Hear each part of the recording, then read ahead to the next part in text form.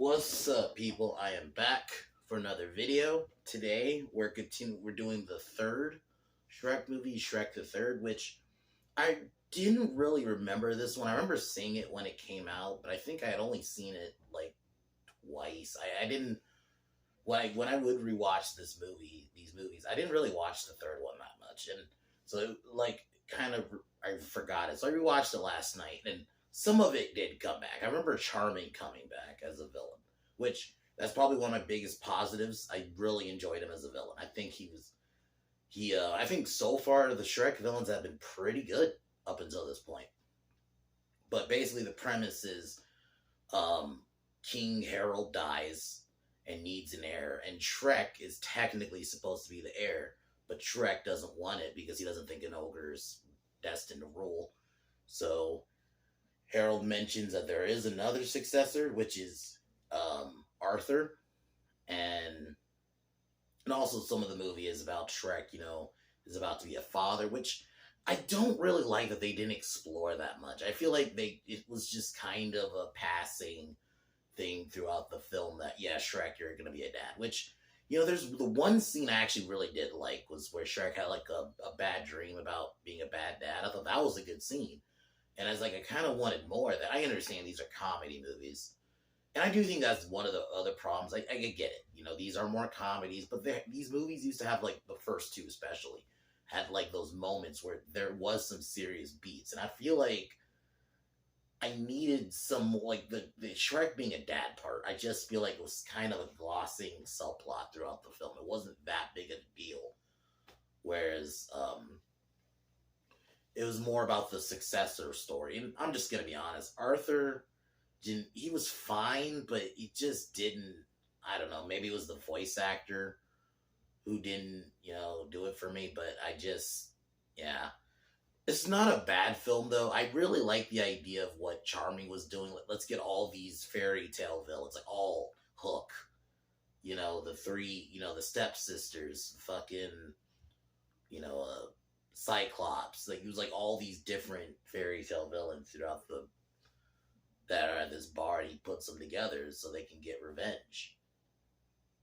I think I like the idea of that, and the sequence where they attack far away, was pretty good.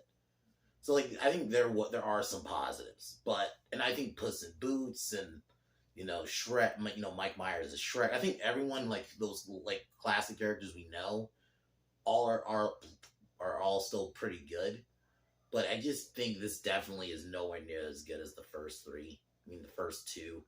But this one, if they really wanted to end the Shrek movies here, it could have worked, it came full circle with Shrek and Fiona, now they're going to have babies. And Far, Far Away gets a new king. Like, I think this could easily work as a conclusion. I know there's a fourth one, which I've not seen, but I've heard about the plot.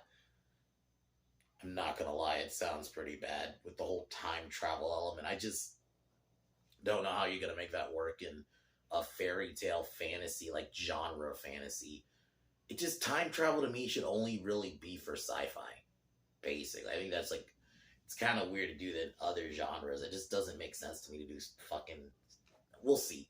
Maybe they'll do it I haven't seen the movie, so, because I don't know, I just didn't watch it at the time. I think I was up there in age where I was kind of getting out of like watching animated movies like that. So, but yeah, this one's okay. It's a fine sequel.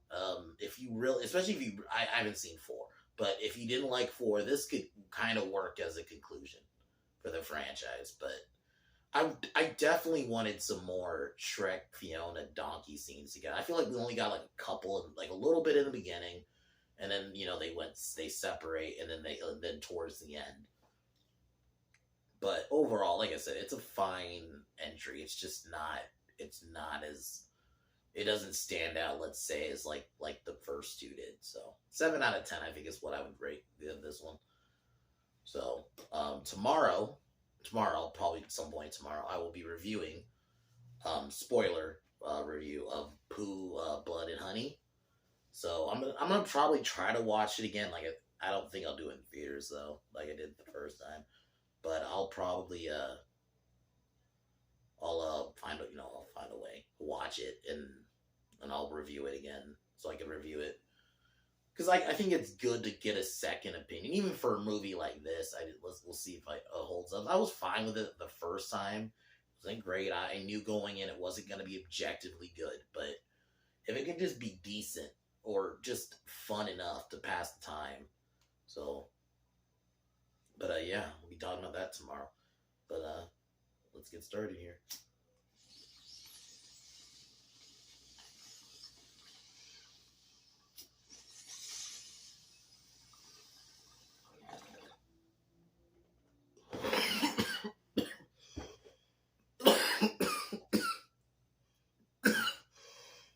The movie opens up with this is several years now after the second movie. King Harold's dying, which I thought that scene was really well done. It was kind of funny because you think he's died, but then he just like passed out and then he comes back. But I did like that scene though. It was there was emotion, and there was a funny little sequence in the beginning where Shrek and Fiona are getting prepared for because they're about to be they have to get all royal up and stuff. So I thought that was funny. Like it starts off like a kind of your typical Shrek movie. So yeah, Harold dies and he mentions that Shrek is the next heir, but Shrek doesn't feel like an ogre can be king. So they mention because he asks like, is there somebody else? And he says there's Arthur or Artie, which they kind of nickname him throughout the film. And Shrek decides he's going to go look for him because he doesn't feel like he's ready to be king. And while this happens, we get a reveal that Fiona tells Shrek she's pregnant. Shrek, because this is right when Shrek's getting ready to leave to find Artie. And I thought it was funny, little gags, because like every time she would say it, it was like the horn would always go over her. So I thought that was funny. Like, I think there's still funny bits in the movie. So, like, that's why I'm not going to sit here and say it's a bad movie. It's just, how good those first two movies were. I think that's more what it is. I think that's partially. It's just how good those first two were, and this is just a little bit of a step down. And after this is at the point Shrek kind of has that nightmare. Sorry about that. Holy shit,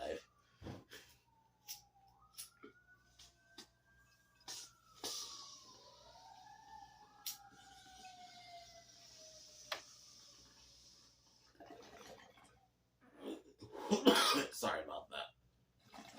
But I thought this scene was pretty good where Shrek has like a nightmare about having kids because he thinks like he would be a bad father. And he tells Donkey and Puss about it, which I like their dynamic throughout the film. So at least you still get Shrek and Donkey doing their little adventures. So I guess that is a little bit of a plus, but and then they arrive at this academy. It's like this fancy. It's basically like medieval high school. They have you think this guy who's actually named Lancelot, he's like the jock of the school. Shrek initially thinks he's Arthur, but it's actually Arthur is basically this. He's basically the bullied kid, kind of like the nerd. He gets made fun of throughout. Shrek reveals to him that he's the next heir, so they take him. They go on the ship. Artie, though, he doesn't feel like he's ready to be king. And Artie and Shrek kind of, have initial, standoff relationship. And I don't think Arthur was a bad character, per se. I don't know, maybe if a better voice actor, or they got somebody else, I don't know. Or if it was just the way the guy said the lines. He didn't do it for me. Sounded generic. I think that's the word I was thinking of. Like, he sounded just very generic every time he would talk. I'm just like, okay. Just because, how everyone else has pizzazz to their voice. I understand you're up, and I know it's voice acting, but you're still, there's, some big names in this movie. But it's still, I don't know. He was definitely the weakest link for me of the movie. While this is going on, Charming wants to be king and get revenge for his fairy godmother dying. So he goes to the Poison Tavern, I think is what it's called. which is like this bar for villains, and he manages to convince him that you know they they didn't get their story told. So it's like kind of like let like get their perspective. And I actually like this aspect, getting all like it was like all these fairy tale villains that you all know, Hook, um, the three sisters, that are against Cinderella, the puppeteer that Pinocchio ran away from to find his dad. I thought they did a good job there with the references. So I think that aspect I really enjoyed. And then they attack far, far away while Shrek is gone. And I thought that sequence is very well done. And Fiona, who's hanging out with the other princesses, Rapunzel, Cinderella, Sleeping Beauty. I'm trying to think if I'm missing one. And then, Lily and her mom. They end up getting arrested because Rapunzel sold them out. Who's with Charming. Charming is like easily my favorite part of the movie because he tries to be a serious villain, but he does get joked on. But he does have like his voice still like he does try to be serious. It's not. He's kind of the butt of the joke, but he's still in that sequence in the beginning. I forgot to mention it where he's like at like this basically essentially it would be community theater. Which I thought that was a pretty funny sequence. Like, he's definitely, like, the best part of the whole movie. Because, like, I feel like every scene he's in, he commands presence. So, back with Shrek and Artie, they end up getting into an argument. They crash on an island. And Artie and Shrek initially have a standoff, but then eventually start... Because Artie kind of feels like he's not ready to be king because he feels like he's a loser.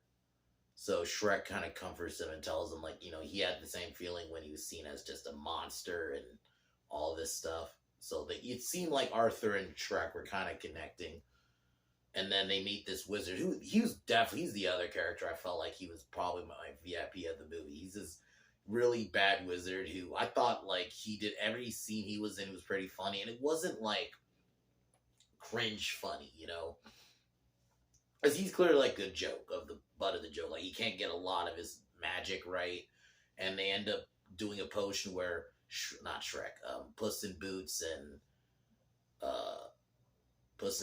and Donkey switch bodies, which I thought that was pretty funny, and I think I can see the argument because I've seen some people say it dragged out a bit, which I can see.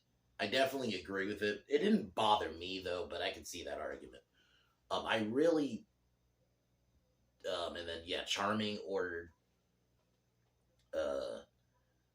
Hook and his pirates to attack to kill, basically take Shrek, and but Shrek and Donkey and everybody managed to defeat them, and they managed to get the wizard manages to transport them back to far, far away.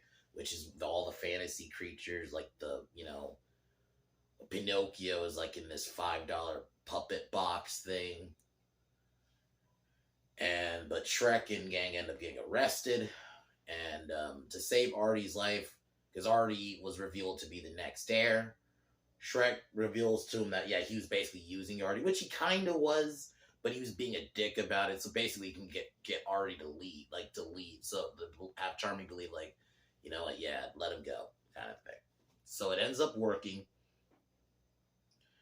And Donkey and Donkey and Puss in Boots get thrown in prison with the princesses.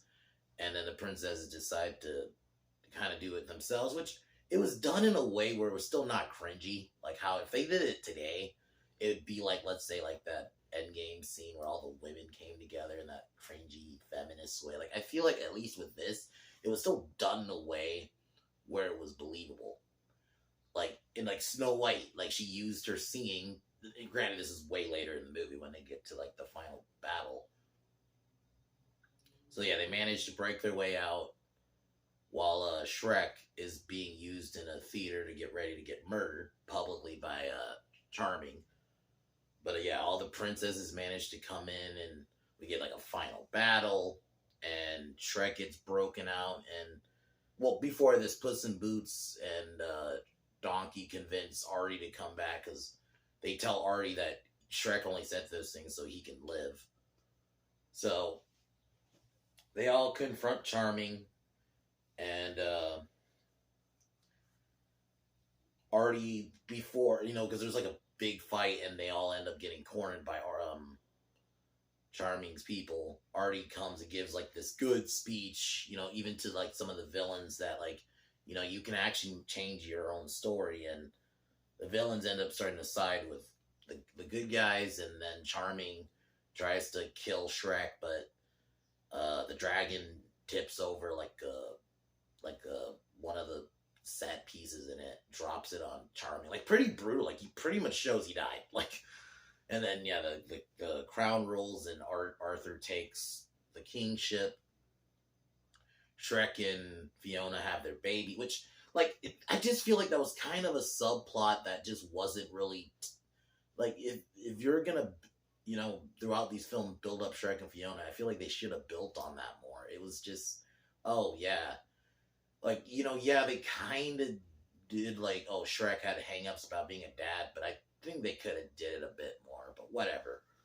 Overall, Shrek the Third is alright. It's not as strong as the first two. I definitely probably won't watch it as much. If I were to ever rewatch these movies again, I'd probably only really watch the first two, and then maybe just jump to Puss in Boots and The Last Wish, which I can't wait to watch. That was a surprising one. So I've got I think a couple more movies before I got to do that one. But yeah, this one I just don't think was strong, and it's a 7 out of 10. I still think it's decent, and there's really good moments. Charming's a solid villain. I like the attack on Far, Far Away. There's good parts. I just think it's just a kind of a weak story. I'm now kind of understanding why I didn't really remember it. I remember the first two, and I hadn't watched those in years, but I still remember those first two. The third one was one that it makes sense why I didn't really remember it. But it's not the worst thing in the world. It can serve as if you didn't like the fourth one. Granted, I have no opinion on it yet.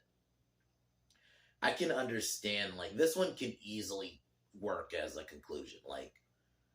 Arthur becomes new king, Shrek and Fiona have their babies, happily ever after story finish. It wraps up there. And then you can just kind of jump to Puss in Boots. So, but, yeah, I'll be reviewing Shrek, I'll just call it Shrek the Fourth. I couldn't think of the name. Or Forever After. I'll just call it Shrek the Fourth. Fuck it. So Shrek the Fourth, I'll review probably either next Friday, or it'll be kind of like today. I'll do it on Saturday morning or something. So it'll either be Friday night or Saturday morning kind of thing. But yeah, tomorrow Pooh, Blood and Honey review, and then Monday I'll find a Bruce Lee movie to review. And yeah, take one more hit, and I'll talk to y'all tomorrow.